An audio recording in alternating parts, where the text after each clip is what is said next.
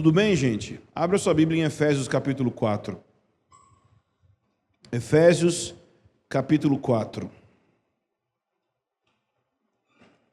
Aqui em Efésios capítulo 4 é a passagem que nós iniciamos a primeira sessão, da palavra nessa conferência, foi nesse versículo, em Efésios 4. E eu comecei explicando, então, a partir aqui de Efésios 4, um tema que é chamado de a fluência no Evangelho. Esse assunto é um material em inglês e nós já estamos conversando com o pessoal que tem esse material lá nos Estados Unidos sobre traduzirmos Gospel Fluency. Se você fala inglês, você pode adquirir esse livro em inglês. Ele é o pano de fundo do que nós estamos pensando aqui e tem muito mais para falar. A gente está só triscando aqui, tem muito mais para se desenvolver. Mas no primeiro dia, eu procurei explicar um pouco sobre o conceito de fluência no Evangelho. E eu queria recapitular isso, para então, como base nessa recapitulação, entrar no assunto que eu quero falar hoje, que é o Evangelho conosco, ou seja, o Evangelho entre nós. A experiência do Evangelho entre nós. Então, aqui em Efésios, no capítulo 4, a partir do versículo 14, o apóstolo Paulo fala o seguinte: então, não seremos mais imaturos como crianças, nem levados de um lado para o outro, empurrados por qualquer vento de novos ensinamentos. E também não seremos influenciados quando nos tentarem enganar com mentiras astutas. Em vez disso, falaremos a verdade em amor, tornando-nos, em todos os aspectos, cada vez mais parecidos com Cristo, que é a cabeça. Essa é a palavra de Deus, amém? Vamos orar? Pai, em nome de Jesus, eu peço que o Senhor libere sobre nós espírito de sabedoria e de revelação no pleno conhecimento do Senhor. Permita-nos, Senhor, entender, apreender, absorver Tua palavra, para que haja transformação no nosso coração, em nome de Jesus, amém. Irmãos, eu quero falar então sobre o Evangelho conosco, o Evangelho entre nós, mas eu quero primeiro recapitular o ponto aqui que eu gostaria que estivesse passando em todas as palavras que nós estamos falando, de alguma forma. Eu quero muito que você capture pelo menos esse conceito. Se de tudo que eu falar, você não pegar tudo, esse conceito, o conceito de fluência no Evangelho, falar fluentemente o Evangelho, e o que é isso e a necessidade disso. Então, o que eu estou querendo dizer por falar fluentemente o Evangelho é o seguinte, que quando você quer conhecer uma nova cultura, parte dessa nova cultura inclui a linguagem. Quando você vai morar em um outro país, você quer pelo menos se comunicar com pessoas de outro país, é importante você conhecer a língua dessas pessoas. Então vamos supor que você vai morar em outro país e você consegue começar a se comunicar de alguma forma se você estudar um pouco, se você se esforçar um pouco, você consegue. Mas entre se comunicar mais ou menos e ser fluente numa nova língua, existe uma grande diferença.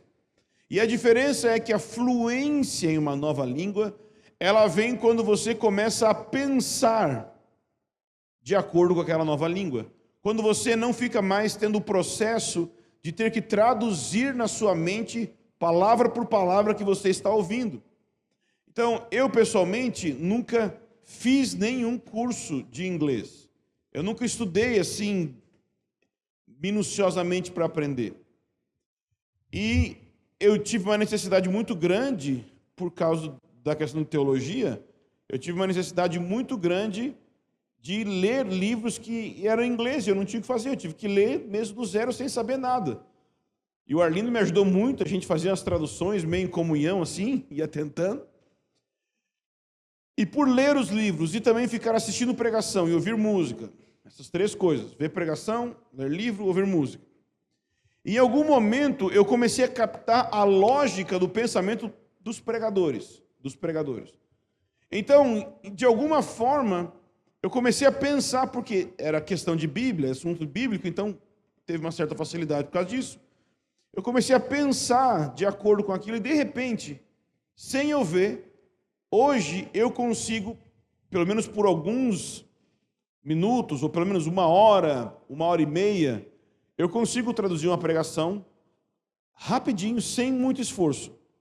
Cometo alguns erros de vocabulário, ou seja, se eu estudasse, eu não erraria tanto, mas eu consegui ter uma facilidade muito grande de ir ouvindo aqui e ir repetindo. Eu não tenho nenhuma dificuldade com isso. Mas por quê? Porque houve uma mudança na minha mente. Ninguém me disse que eu tinha que pensar em inglês. Ninguém me disse isso. Mas eu comecei a fazer isso. Depois me explicaram o que é pensar em inglês. A Eliana, do Dudu, me explicou o que é pensar em inglês. Que é, basicamente, ao invés de você olhar para a Bíblia e pensar, Bíblia em inglês é Bible. Não, você olha, Bible. Ok? Você não olha para o púlpito e pensa, púlpito em inglês é pulpit. Não. Você olha, pulpit. Que é igualzinho criança, que aponta para as coisas e fica tentando.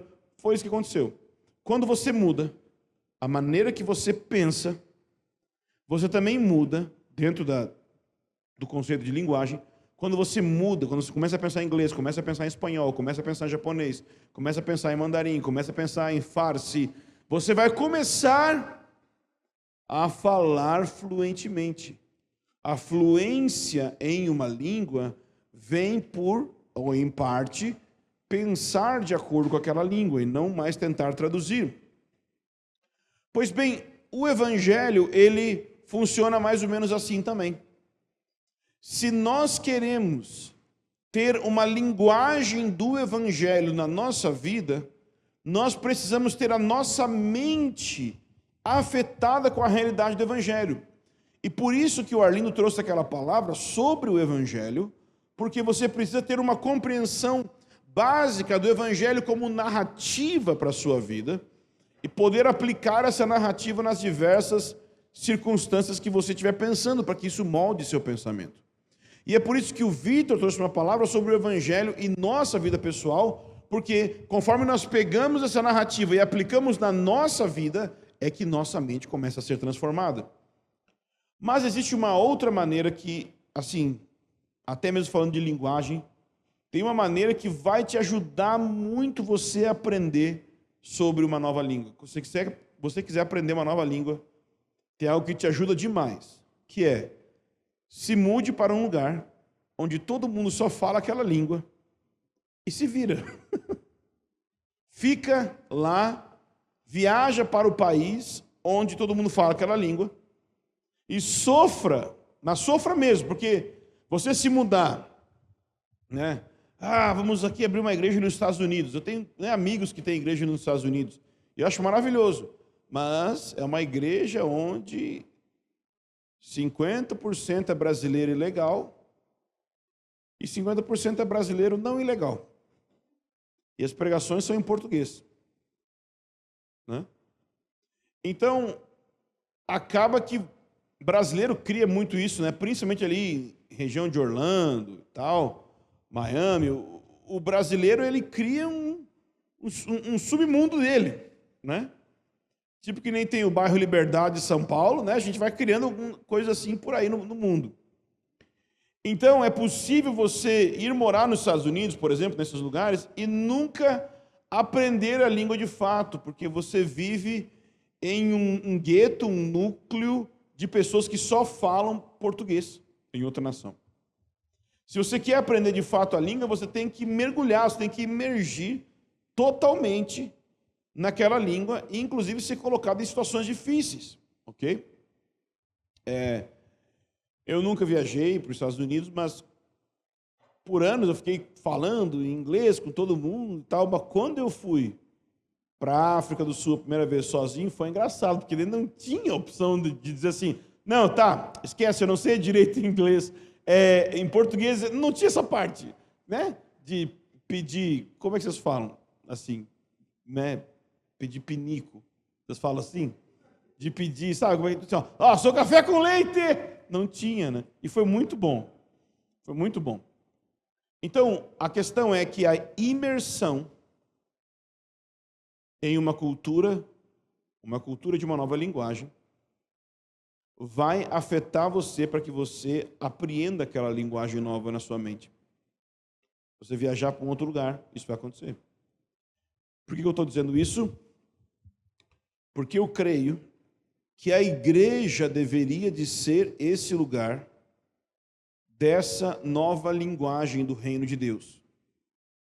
E quando você converte, você deveria de ter a experiência de imersão na linguagem do Evangelho, na linguagem do reino de Deus, e como consequência disso, sua linguagem ser afetada, sua maneira de pensar, sua maneira de falar ser afetada. Bom, aqui no texto, no versículo 14, o apóstolo Paulo fala: então não seremos mais imaturos. O assunto aqui de Paulo em Efésios 4 é maturidade e imaturidade. Ele está preocupado que a igreja amadureça, que a igreja seja madura.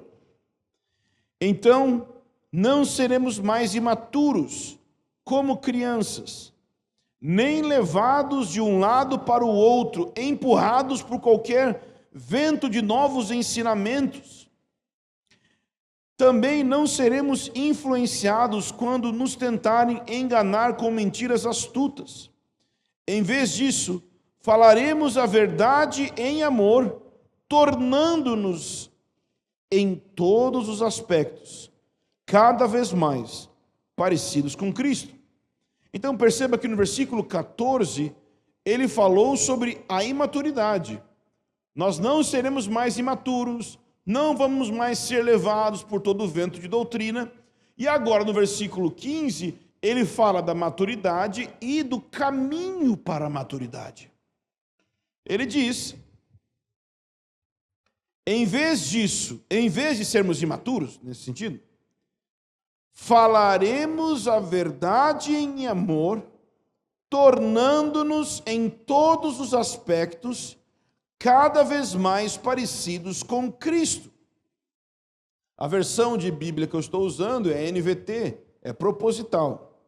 Porque na NVT você tem esse termo: falaremos a verdade em amor.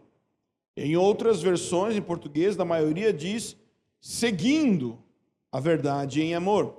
Mas muitas Bíblias em inglês vai trazer essa expressão falando a verdade em amor. E o que eu tentei mostrar aqui na primeira sessão é que falar a verdade em amor é falar o Evangelho.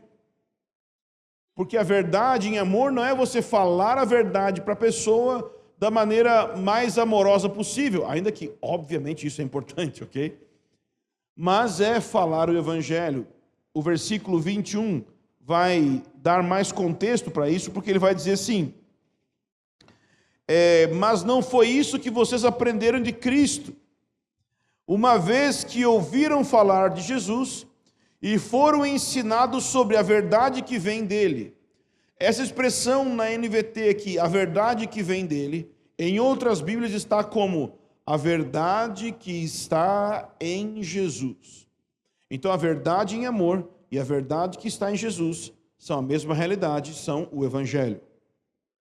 E eu quero que você preste atenção ao texto, porque no texto ele está dando a entender que, no versículo 15, que nós vamos falar a verdade em amor.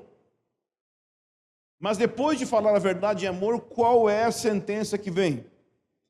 Tornando-nos, em todos os aspectos, cada vez mais parecidos com Cristo. Então, qual a relação das duas coisas? É que nós nos tornamos mais parecidos com Cristo na medida que nós falamos a verdade em amor. Uma vez que a verdade em amor, como eu estou argumentando, não é simplesmente você falar a verdade de uma maneira delicada, mas é falar o evangelho, perceba que você precisa então ser fluente nisso.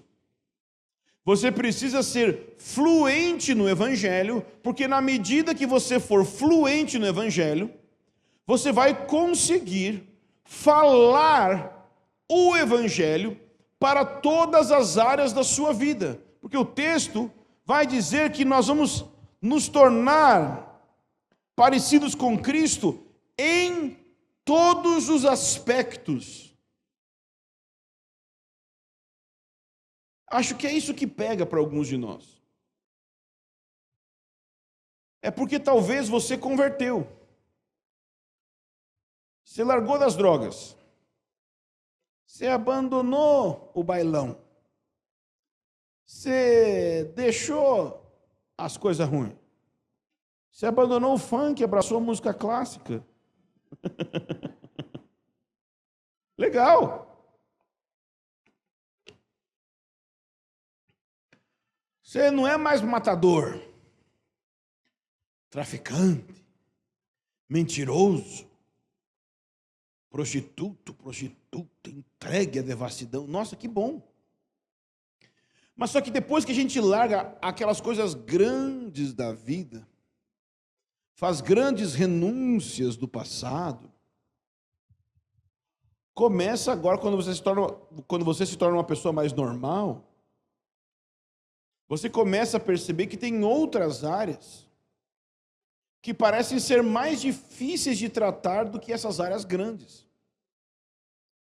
Por exemplo, motivações arrogantes, pensamentos de querer ser superior ao outro. Você começa a lidar com pensamentos de vingança, sentimentos de ira. E essas coisas afetam todas as áreas da sua vida. Talvez você se tornou parecido com Cristo em uma grande área, em uma área, pelo menos, que era bem exposta para fora. Talvez você não é mais o devasso e pecador e imoral que você era no passado. Mas isso não quer dizer que em todas as áreas você se tornou semelhante a Jesus. Então, o que Deus está fazendo na sua vida hoje é para que em todas as áreas você se torne parecido com Jesus, em todos os aspectos. Mas o que eu preciso fazer para me tornar semelhante a Jesus em todos os aspectos? Eu preciso aprender a falar a linguagem do Evangelho para todas essas áreas da vida. Eu preciso saber, entende que assim como quando você traduz uma palavra, né? Você olha uma palavra em inglês, você olha uma palavra em português e acha o correspondente dela em inglês. Você olha uma palavra em português e acha o correspondente dela em grego, em hebraico, por exemplo, quando a gente está estudando a Bíblia. Da mesma forma, quando você olha as diversas áreas da sua vida, você precisa encontrar o vocabulário do Evangelho que corresponde a essas áreas. Você precisa conhecer a gramática do Evangelho que corresponde a essas áreas. Quando você pensa em sexualidade, você precisa entender o que o Evangelho fala sobre sexualidade e você precisa começar a pregar para si mesmo, a palavra do Vitor ontem, e, que é o que eu vou falar hoje aqui, pregar no contexto da igreja uns para os outros sobre isso. Quando você pensa em criação de filhos, sexualidade, tudo isso, nós precisamos conhecer a linguagem do Evangelho para as diversas áreas da vida, para que em todas essas áreas nós nos tornemos semelhantes a Jesus. Porque senão, o que você vai ter? Moralismo,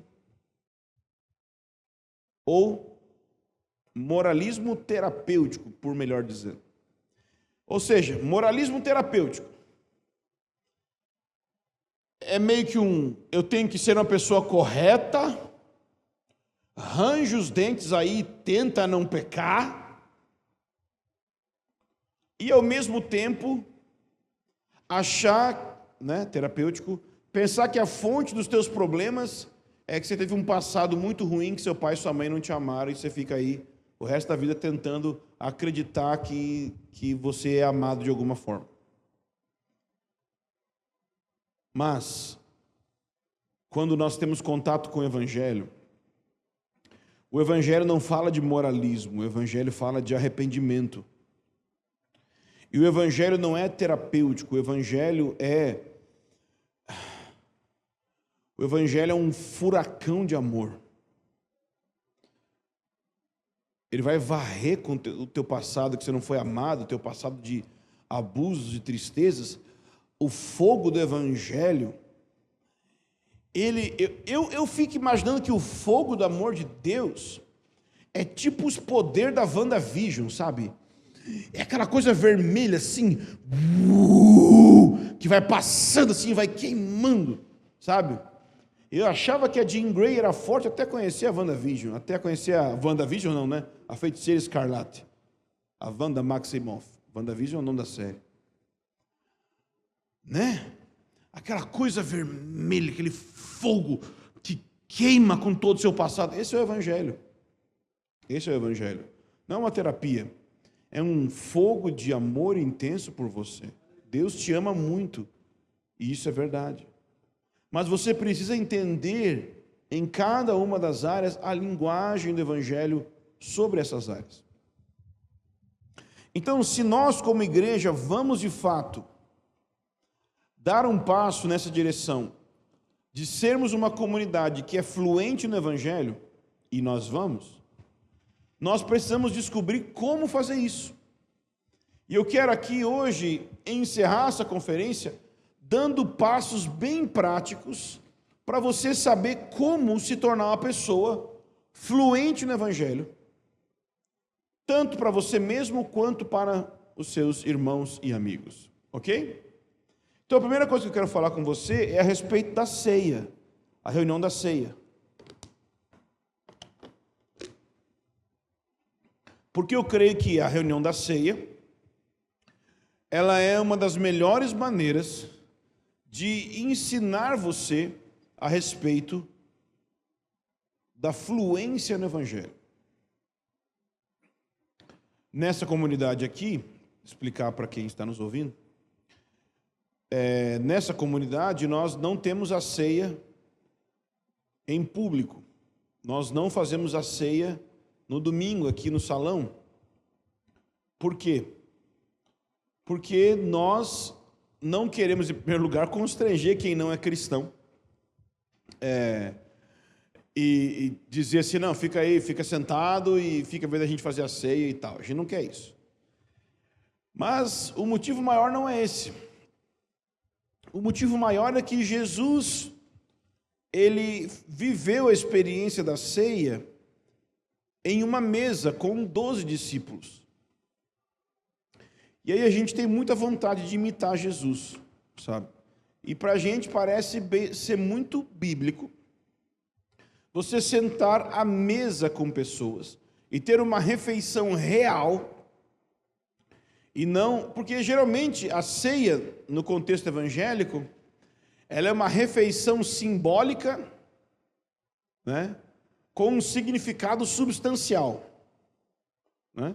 Refeição simbólica, porque aquilo é um símbolo, não é uma refeição, é um micropão, né? Microcálice, não é uma refeição. Então a gente não quer que, só porque alguns creem que a ceia é simbólica, a comida não tem que ser simbólica também, não, simbolicamente nós estamos comendo, não. O simbolismo era mais, assim, uma coisa que o pão e o vinho simbolizavam algo, e a gente nem usa esse termo simbolizavam aqui entre nós. Mas só porque você acha que é simbólico o pão e o vinho, não quer dizer que a refeição tem que ser simbólico, sabe? Tipo, brincar de casinha, tá brincando de comidinha. A ceia, ultimamente, em alguns lugares é isso. É brincar de comidinha. Porque, né? Não dá uma mordida de pão e nem um gole de vinho. Nem vinho é em muitos lugares. Aí já fica ruim. Difícil imitar Jesus.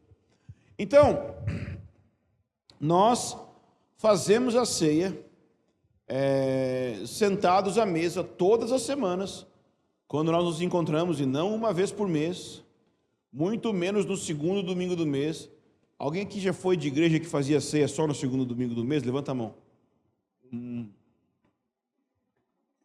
Sabe por que no segundo domingo do mês, né? Que é o dia que caiu o pagamento. Então, não, a gente não faz isso, tá? A gente faz a ceia toda semana em casa e um dia. Espero que Deus nos abençoe tanto que a gente faça todos os dias, tá?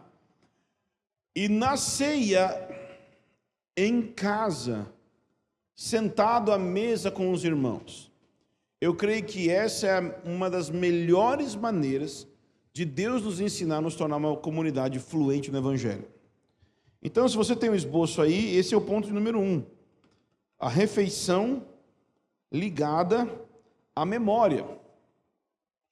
Vamos ler alguns textos bíblicos, então. O primeiro texto é Êxodo, capítulo 12, onde fala sobre a Páscoa. Êxodo, capítulo 12, diz assim: Este dia lhes será por memorial, e vocês o celebrarão como festa ao Senhor, de geração em geração. Vocês celebrarão esse dia por estatuto perpétuo. Então perceba que no texto aqui tem um termo que é memorial. Tem a ver com lembrança. Ou seja, é uma festa que tem como objetivo gerar lembrança. Depois, no versículo 25, diz assim: E quando estiverem na terra que o Senhor lhes dará, como prometeu, observem esse rito. Quando os seus filhos perguntarem: que rito é esse? Respondam: é o sacrifício da Páscoa do Senhor, que passou por cima da casa dos filhos de Israel no Egito, quando matou os egípcios e livrou nossas casas. Então o povo se inclinou e adorou. Então, nesse versículo aqui, o que é que você tem? Você tem um momento onde, na lei, Moisés está dizendo que as crianças vão perguntar: o que é isso? A Páscoa. O que é a Páscoa? E você percebe, então, que o rito, que o ato da Páscoa, ele vai promover a memória dos atos redentores de Deus no Egito. É uma refeição que promove memória dos atos redentores de Deus no Egito. O ato de comer está lembrando diretamente o ato de Deus salvar. Qual a importância disso? É porque foi também pelo ato de comer que a necessidade de salvação entrou na história. Foi por causa da árvore do conhecimento do bem e do mal, foi por causa de num contexto de uma refeição, foi que a queda entrou na história da humanidade. Então, quando você chega na história do êxodo do Egito, você percebe que eles de novo estão em uma refeição, e agora não é uma refeição de rebelião contra Deus, mas é uma refeição daqueles que se submetem a Deus e estão sendo redimidos por Deus. Quando nós chegamos no Novo Testamento, a ceia foi estabelecida durante a Páscoa, ou seja, na época que se celebrava a Páscoa, que é a época que nós estamos, Jesus estabeleceu a ceia. Só que o que acontece é que você vai perceber que a igreja em Atos celebrava a ceia possivelmente todos os dias. Então, por mais que Jesus tenha estabelecido a ceia na Páscoa, não quer dizer que depois disso a igreja celebrava a ceia só na Páscoa, uma vez por ano. Não. A igreja experimentava a lembrança de Jesus todos os dias.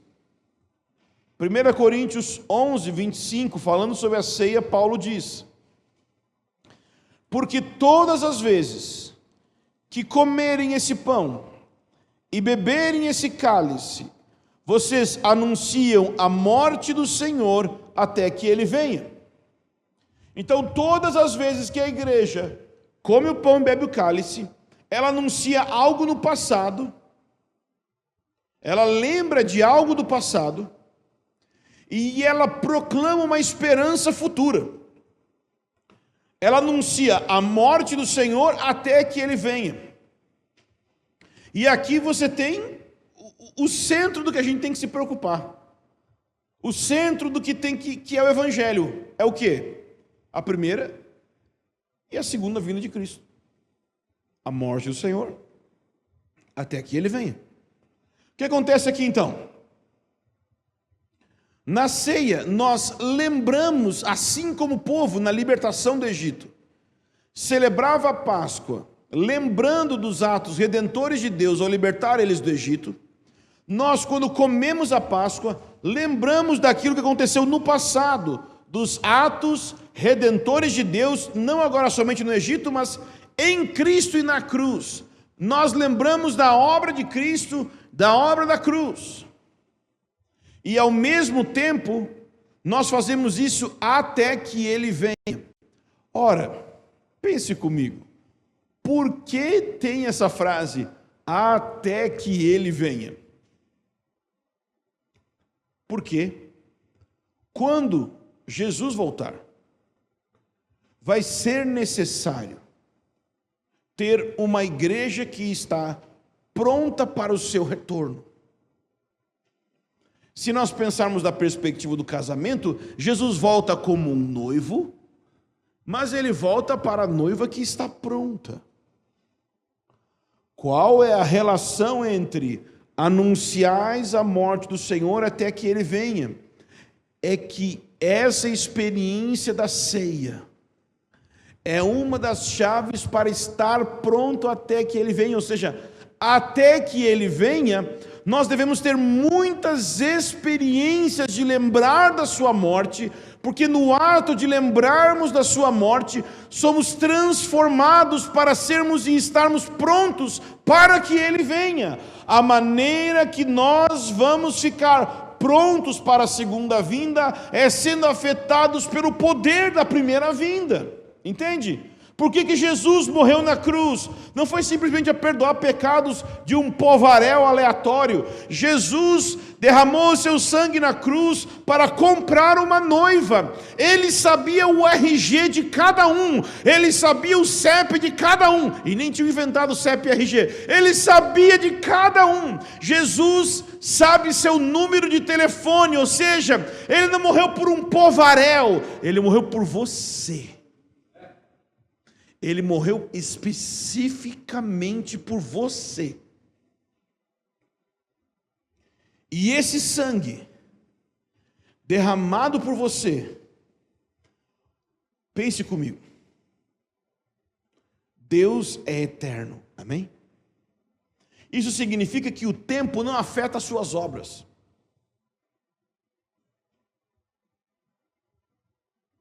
Significa que, por exemplo, quando você lê Gênesis 1:1, quando você lê o capítulo 1 de Gênesis, e você sabe que Deus disse, haja luz, aquelas palavras não estão simplesmente no passado, mas de alguma forma elas afetam a nossa realidade até agora, porque aquelas palavras não envelheceram.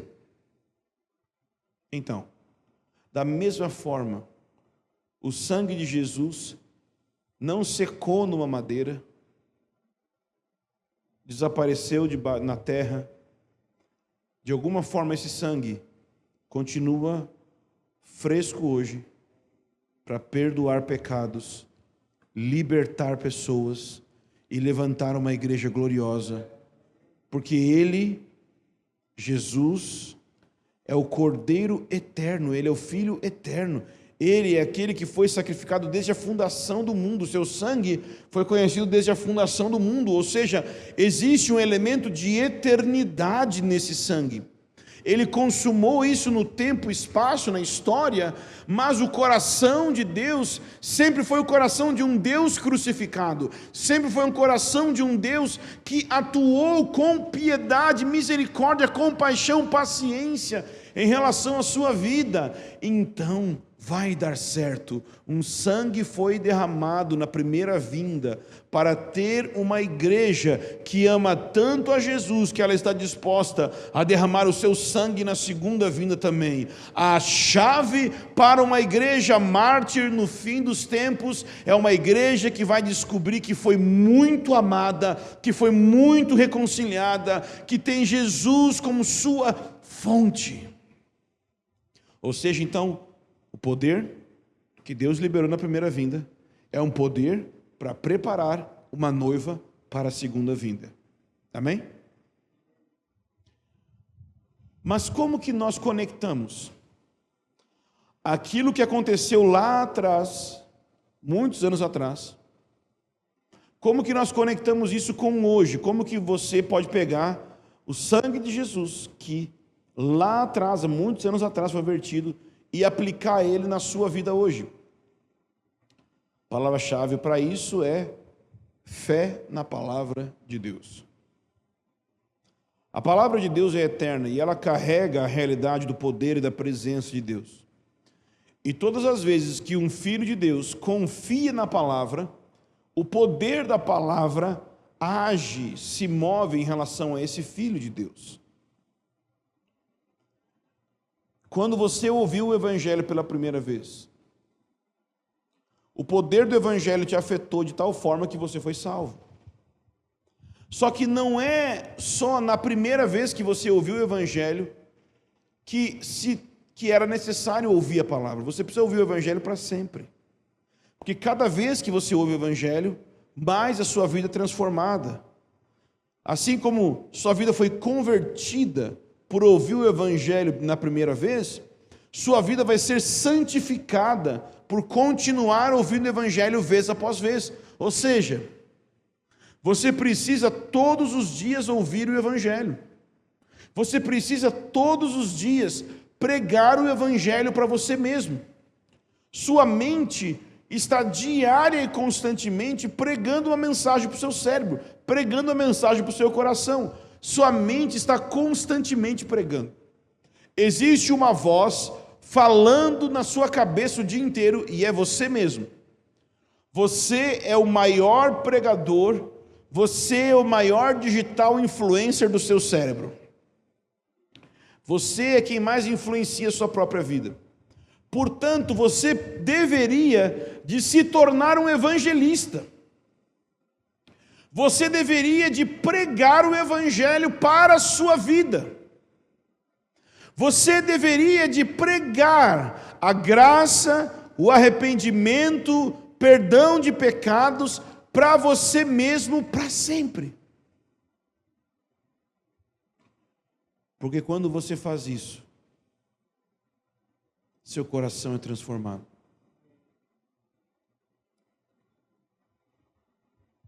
Mas vamos supor que você teve uma semana terrível. Estou pensando aqui no contexto da nossa comunidade. Vamos supor que você teve uma semana terrível. Você não lembrou de pregar o Evangelho para si mesmo em momento nenhum. Então nós temos a ceia, pelo menos uma vez por semana, poderia ser todos os dias. Quem sabe Deus está nos empurrando para isso, né? Já que agora a gente está se encontrando todos os dias. Deus permite que pelo menos uma vez por semana, você aqui nessa comunidade, se você é pastor de uma comunidade que não faz a ceia toda semana, eu te aconselho a você rever isso. E se você é um pastor que faz a ceia com todo mundo junto, eu te aconselho a rever isso. Então, uma vez por semana você vai sentar à mesa, e o ideal seria que aquelas pessoas ao teu redor, porque assim, se todo mundo teve uma semana terrível, vai ser uma reunião bem ruim. Mas não é sempre que todo mundo tem uma semana terrível. Geralmente é um só que tem. 2 no máximo. Mas geralmente esses 2 é porque estão casados, né? Que o motivo é o outro, né? Entenderam, né? Então, os irmãos na reunião da ceia deveriam de pregar o Evangelho uns para os outros. Quando você quando alguém chega desanimado, nós vamos ter a ceia, e a ceia vai lembrar. Então, nós precisamos de uma refeição que promova a memória. Amém? Se uma vez por semana vocês fazem isso, gradualmente vocês vão sendo lembrados. Mas o ideal não é que fosse só uma vez por semana. O ideal é que não fosse só na ceia. O ideal é que em todas as refeições você usasse todas as refeições como um meio de lembrar do Evangelho. Então, esse é o ponto de número 2, é que a ceia é o discipulado das demais refeições. A ceia é o discipulado das demais refeições. Pense comigo. Qual é a passagem ali em Coríntios que está falando sobre a ceia? 1 Coríntios 10 e 11. Nós acabamos de ler do capítulo 11. Mas é o 10 e o 11 que fala sobre a ceia. E é exatamente no capítulo 10, no versículo 31, que Paulo vai dizer: portanto, se vocês comem ou bebem, ou fazem qualquer outra coisa, façam tudo para a glória de Deus. Esse versículo é o meu alvo para a sua vida, para a nossa comunidade. É que a adoração não seja limitada ao momento que nós paramos no culto, mas ela seja um tipo de atitude que permeia toda a nossa vida. Quer você coma, quer você beba, quer você faça qualquer outra coisa, faça tudo para a glória de Deus. Mas, perceba, ele começa dizendo: quer coma, quer beba, portanto, se vocês comem ou bebem. Por que ele está falando come ou bebe? Porque o contexto da conversa de Paulo é a ceia, é o comer e beber da ceia. Eu creio, quando eu leio 1 Coríntios 10, 31, porque esse versículo está no contexto da ceia, falando sobre fazer tudo para a glória de Deus, eu creio que Deus está nos instruindo para algo. Deus está nos instruindo para que, conforme nós aprendemos a fazer a ceia, no nosso caso, semanalmente, de uma maneira que lembre o Evangelho, de uma maneira que seja adoração, de uma maneira que seja um encontro com Deus, gradualmente, por fazer a ceia assim, e como você sabe, a nossa ceia não é só pão e vinho, nossa ceia inclui também uma refeição inteira. Conforme nós aprendemos a fazer essa refeição na presença de Jesus, nós vamos começar a aprender a fazer as outras refeições na presença de Jesus. E conforme nós aprendemos a fazer cada refeição do dia na presença de Jesus, nós vamos também aprender a fazer com que cada momento entre as refeições sejam momentos na presença de Jesus, por meio do Evangelho. Ou seja, você não precisa lembrar do Evangelho, você não tem que lembrar do Evangelho só na ceia. Você pode lembrar do Evangelho quando você come uma picanha. Eu sei que parece engraçado, mas sabe por que é engraçado? É porque é bom demais para parecer verdade que Deus permite que a gente seja feliz e adore Ele ao mesmo tempo. É isso que está na nossa mente. Que parece que a gente glorifica a Deus só jejuando. Mas o fato é que quando você come uma boa comida, quando a comida é muito boa, o que a gente costuma fazer? Bom, eu costumo fazer um culto de adoração à comida. Meu Deus, que coisa boa! Mas que glória! O Gregório dizia um negócio que eu costumo dizer também: avivamento na minha boca, cara. Exatamente. Exatamente, avivamento na minha boca. Só que, então, nós temos o costume de fazer isso. E não tem problema. Mas já pensou se a gente pegasse a alegria que nós temos na comida e lembrássemos que essa alegria vem de Deus, e durante a refeição toda nós não só falássemos assim: nossa, mas que picanha maravilhosa, mas a gente dissesse: nossa, obrigado, Deus, por poder provar essa picanha maravilhosa. Eu sei que parece religioso, a gente é muito moderninho, né? Mas se você quer ter sua vida transformada pelo Evangelho, você precisa perceber o Evangelho em tudo na sua vida. Nós vamos precisar intencionalmente, cada vez que você tomar um café que não é melita, né? Cada vez que você tomar um café lá na Zelo, né? Um café bom, um café moído na hora, né? Cada vez que você comer como é que é a torta de banana? Como é que é o nome mesmo? Banoffee. Oh, Deus. Glória ao teu nome, Senhor. Você tem que comer a banoffee e falar aleluia.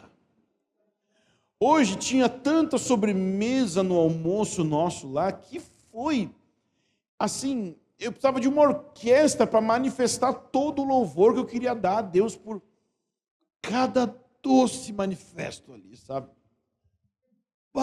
Deus é muito bom.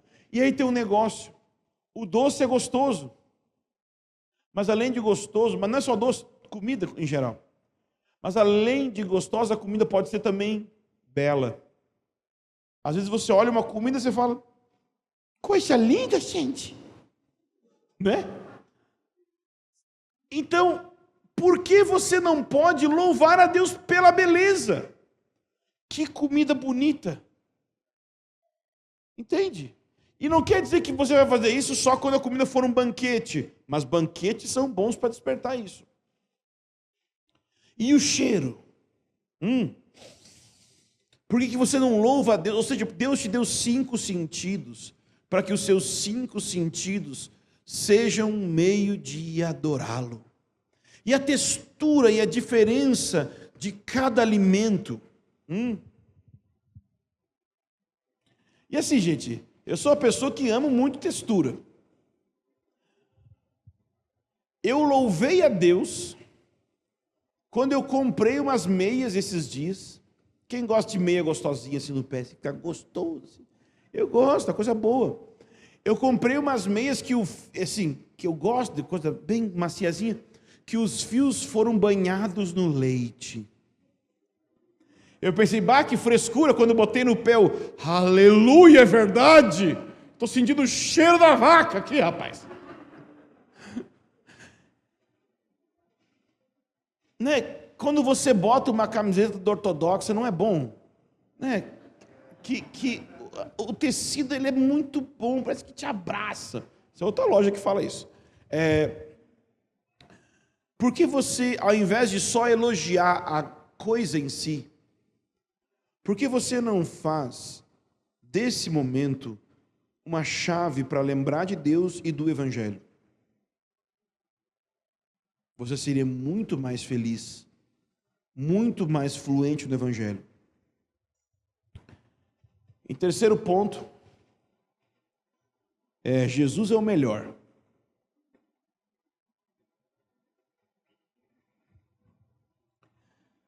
Quando a gente está na reunião da ceia, na reunião caseira aqui na nossa comunidade, uma das coisas que nós temos constantemente, a gente tem 2 coisas que acontecem na reunião. Uma é você falar, compartilhar o que Jesus está fazendo na sua vida. Mas a outra é você falar daquilo que você tem necessidade, das dificuldades que você está enfrentando. Inclusive, eu procuro sempre lembrar lá no meu grupo, eu não sei se no seu grupo fazem isso também, mas se não fazem, vou falar agora para você e para o Brasil inteiro. Nesta igrejinha aqui, está proibido, mas é pelo seu bem, pedir oração, na reunião pequena, pedir oração por outra pessoa que não seja você.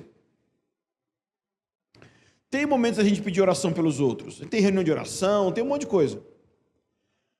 Mas na reunião pequena, você tem que abrir o seu coração. Porque a gente tem que, eu quero orar pela minha avó. Não, sua avó não.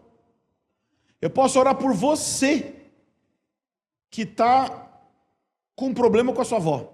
Triste que sua avó está doente, sei lá. Legal. Eu oro pela sua tristeza. Eu oro pelo... Entende? A gente tem reuniões de oração todos os dias aqui. Então, todos os dias você pode pedir oração pela sua avó. Mas nessa reunião semanal, eu quero que você peça oração por você. Que você só fale o que Jesus está fazendo na sua vida, ou abra no grupo as lutas que você está enfrentando, e nesse contexto pede oração. Quem aqui já participou de reunião? Tem muita gente nova aqui agora, né? Mas os mais velhos talvez vão ter isso.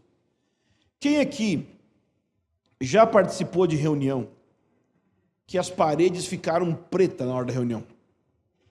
Ou seja, que alguém começou a compartilhar um negócio tão terrível e foi piorando, e e você pensa assim, cara, eu penso assim, quem sabe o que é jump scare? Jump scare é aquele negócio quando você está vendo um filme de terror, ou outros filmes, e que aparece uma cena que dá susto, né? Jump de pular, scare de susto, de medo. Sabe quando você pula de susto assim na cadeira? Ah! Então, eu fico às vezes pensando que certos compartilhar, eu fico só esperando o jump scare, vai aparecer um negócio atrás da pessoa, velho. Porque ela vai falando, e as paredes vão ficando pretas, né? E vai compartilhando, e o jeito que a pessoa compartilha vai te tomando. Tem vezes que eu tenho vontade de ficar em posição fetal. Estou exagerando só um pouquinho. Então, a gente costuma querer evitar esses tipos de momentos embaraçosos que as pessoas falam tudo o que elas estão passando. Mas já parou a pensar que se alguém compartilha coisas difíceis, é um bom momento para nós falarmos sobre o Evangelho? É um momento para introduzir o Evangelho na vida da pessoa. E não é um momento de aconselhamento, como a gente tem o costume de fazer, às vezes. Alguém fala assim, estou sofrendo com meus filhos. Aí a outra mãe faz o quê? É verdade, eu sei bem como é que é. Ô irmã, errou feio, errou rude. Perdeu a oportunidade de pregar o Evangelho para aquela mãe. Quando alguém chega e fala, nossa, estou estressado no meu trabalho. Aí o outro fala o quê? Você não sabe do meu, então. Se você ouvir minha história, não. É a hora de você pregar o Evangelho para quem está desanimado. Não é a hora de você concordar com o problema da pessoa e piorar a situação. Porque se você quer piorar a situação, você só chega na reunião e fala, e o Brasil, hein? Não, você pode ser de esquerda ou de direita. Você vai ter assunto para horas. E o Brasil, hein? E as vacinas, e o Bolsonaro, e a pandemia. Cara, mas a gente não quer ficar com assuntos ruins e difíceis ali. O que a gente quer? Pregar o Evangelho. Então vamos supor que você está numa reunião, a próxima reunião agora, nessa terça-feira, possivelmente vários de vocês vão reunir. Alguém vai compartilhar algo. Eu quero que você faça 4 perguntas. No esboço ficou aqui 3, mas é 4. 4 perguntas quando alguém está compartilhando, falando. E claro que você pode aplicar isso para você mesmo, ok? Mas estou pensando aqui no nosso contexto entre nós. Alguém começou a falar, começa a fazer essas perguntas aqui. Vamos supor, imagina uma situação hipotética aí. O sujeito começou a reclamar do trabalho, começou a reclamar dos filhos. Então, a primeira pergunta que você faz: como o Evangelho traz boas novas para essa situação? Quando você olha a pessoa falando, por pior que seja a situação, por mais banal que seja a situação, né? Porque às vezes o cara bateu o carro, às vezes o cara esqueceu de puxar o freio de mão na ladeira do carro. É uma situação difícil, mas não é um Deus nos acuda, depende da pessoa, né? Minha mulher uma vez esqueceu de puxar o freio de mão no centro da cidade, atravessou assim o centro de Montemor, foi interessante. Ela atravessou assim, estava de um lado da rua e foi parar do outro, né? O que será que essa situação que a pessoa está compartilhando, como que o evangelho é uma boa notícia para aquilo ali? Em segundo lugar, quais são as boas novas que é preciso ouvir naquele momento? Por quê?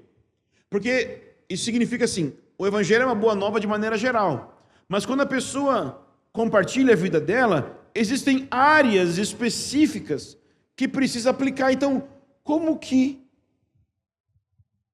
as boas novas do evangelho são boas novas para aquela área? Ou seja, quais são as áreas do evangelho que deveriam ser ouvidas naquele momento? Em terceiro lugar, qual a parte das boas novas do evangelho, né, nós esquecemos ou deixamos de crer? Porque às vezes é isso que está acontecendo. A pessoa está compartilhando um problema e você percebe que no problema existe ali um fato. Ela não está crendo no evangelho.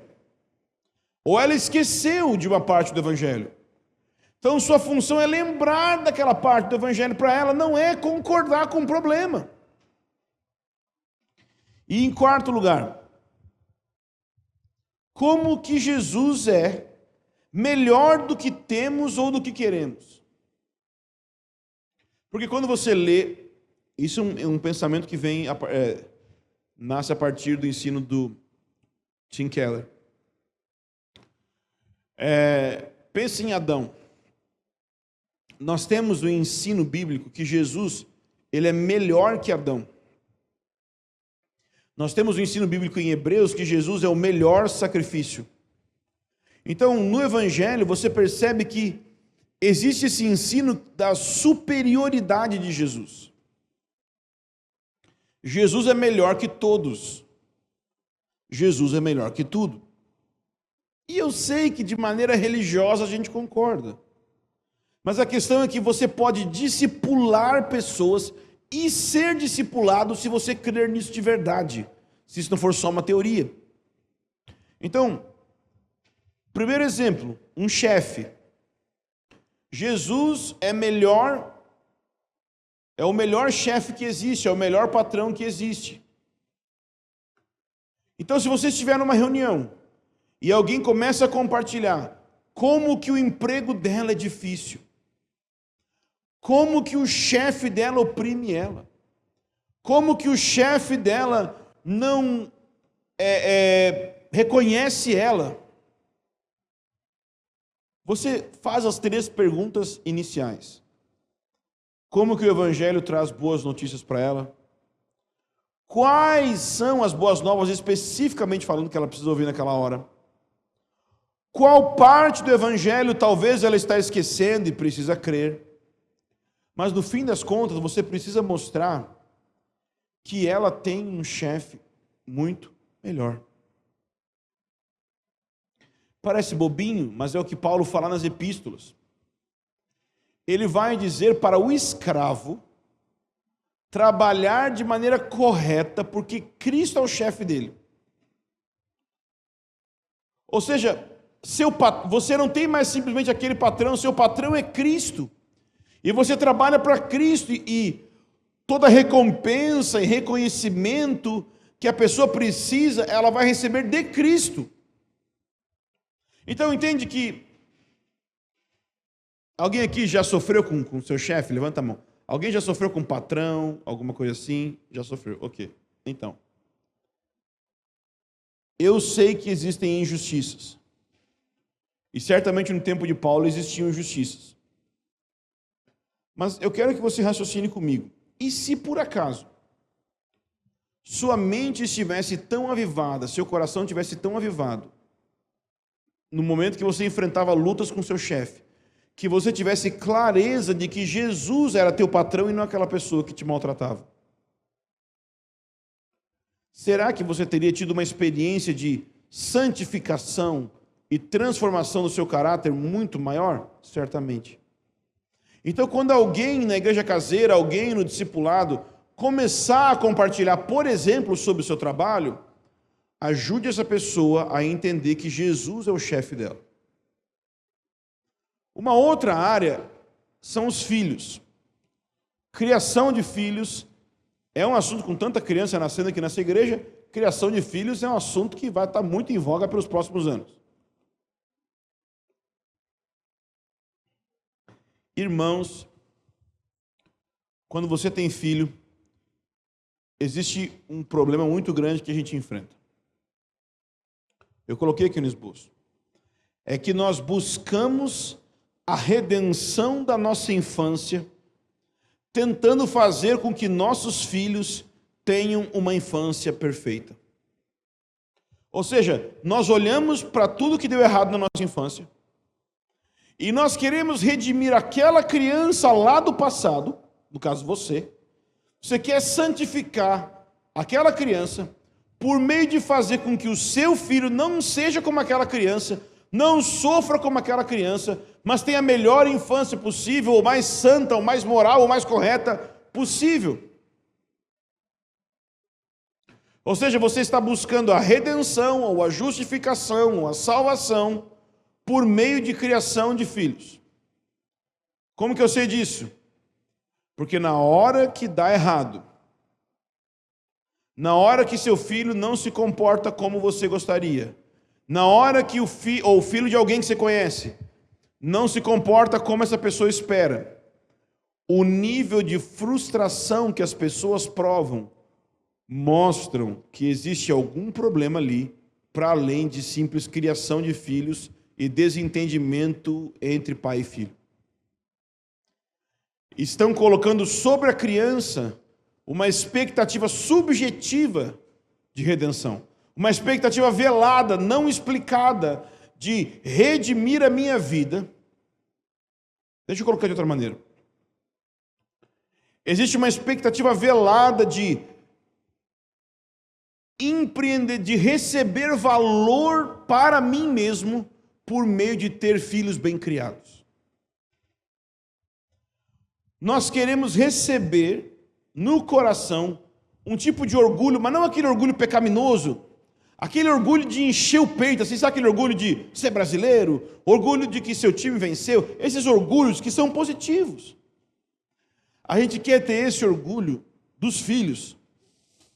Meu filho, olha que coisa, e tudo bem, é bonito, mas o fato é que esse sentimento, muitas vezes, ele é um meio de você buscar ser valorizado, você buscar ser reconhecido como pessoa. Porque eu vejo isso dentro do meu coração, então eu estou falando de mim mesmo.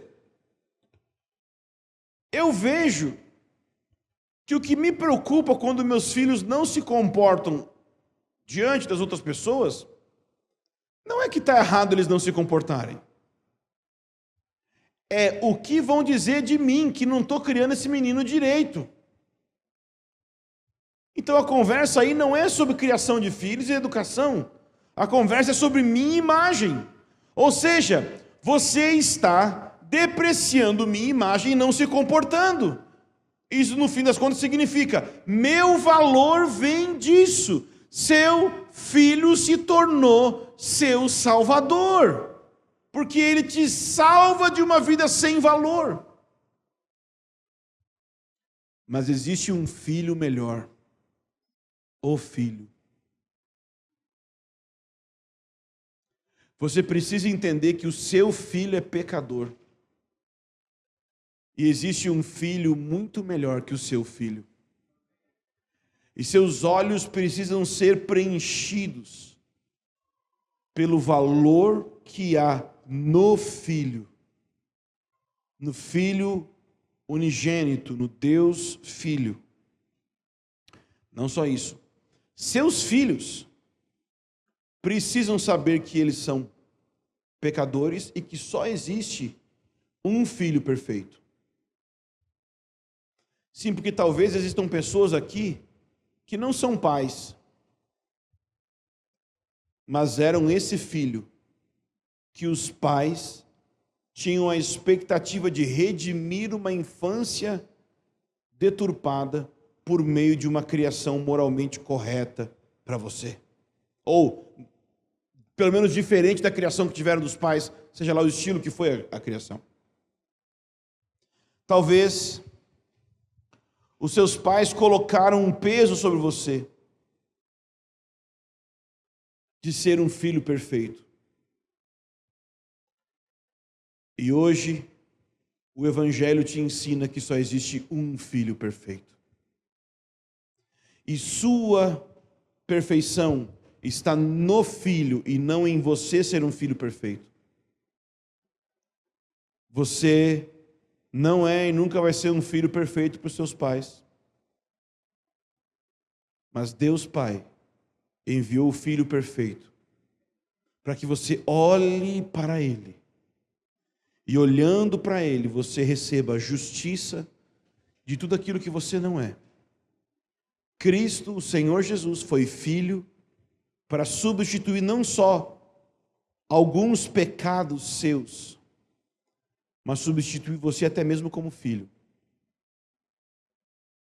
E Ele, como filho, também revela um pai muito melhor.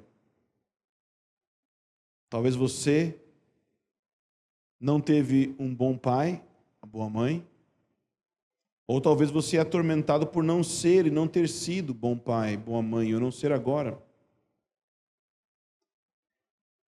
Cristo é melhor.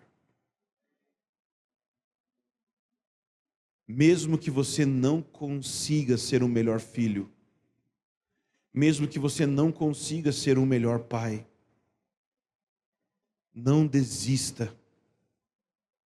Não desista da vida, não desista de tentar continuar criando filhos, de tentar continuar sendo um filho.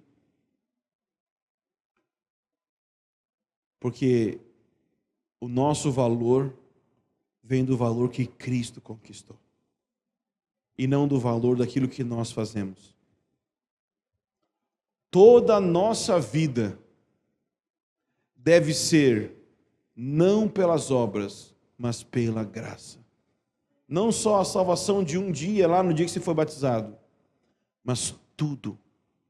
A criação de filhos, ser filho, seu trabalho, sua sexualidade, tudo.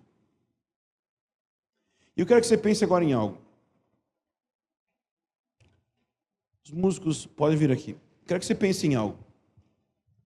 Não é bom demais ouvir isso agora? Você não sentiu o seu coração consolado quando você ouviu sobre filiação? Eu vi nos olhos de vários de vocês. Porque vários de vocês aqui, e talvez muita gente nos ouvindo agora, foram filhos que sofreram. Mas isso foi só uma área que eu compartilhei. Você já parou para pensar que existem muitas outras áreas na sua vida que talvez você sofre simplesmente porque você não traduziu o Evangelho e o amor de Deus para essas áreas? Vamos supor que você teve um casamento falido. Teve ou tem? Em alguns casos, talvez você separou, divorciou e você não foi o marido ou a esposa que deveria ter sido, você perdeu o casamento e agora você sente um peso porque, no fim das contas, lá no fundo, não é que sua preocupação é o casamento, é que sua idolatria era aquele homem ou aquela mulher, era seu ídolo. E você perdeu ou aqueles filhos, ou o próprio fato de ser casado. E quando o casamento acabou, agora você não tem valor, você não sente que tem valor na sua vida, ou você sente que tem menos valor. Cristo é o noivo perfeito. Todas as vezes que eu falho como marido, minha única segurança, meu único consolo de continuar, de não desistir. E não é não desistir, não desistir de viver. É porque eu sei que existe uma justiça conjugal que eu não tenho, mas ela foi conquistada por mim, por Cristo. Cristo é o marido justo. Talvez tenham irmãs aqui que sofrem com insubmissão no casamento. E você se sente mal, que você não é a mulher submissa como você gostaria de ser. E nesses momentos, quando você sente vontade de desistir, de seguir a Bíblia, no que a Bíblia fala sobre casamento, eu queria que você lembrasse que a submissão de Cristo na cruz é a submissão que conta. Ele foi submisso por você.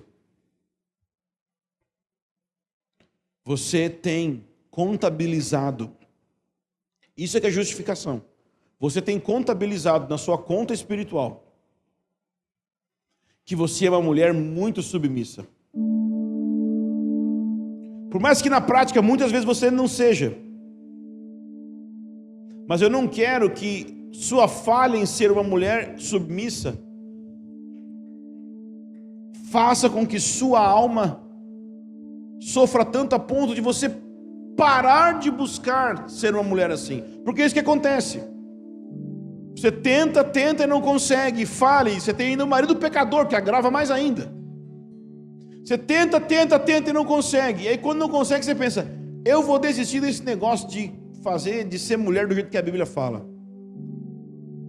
Não desista. Porque seu relacionamento com Deus e seu valor não vem do quanto você obedece, mas do quanto Cristo obedeceu.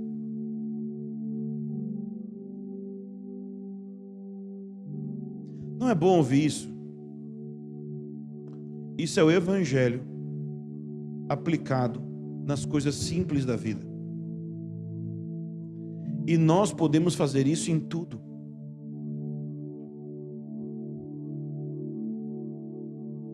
Em tudo. Em tudo. E é por isso que Cristo se tornou homem, ser humano. Porque Ele viveu todas as experiências que nós vivemos para conquistar para nós essa justiça e retidão. Então, se hoje existe na sua vida qualquer área de necessidade, que você sente que você é aquela pessoa manca, sua alma está manquejando diante da sua fraqueza. Cristo é sua muleta, Cristo é sua nova perna, Cristo é seu novo ser.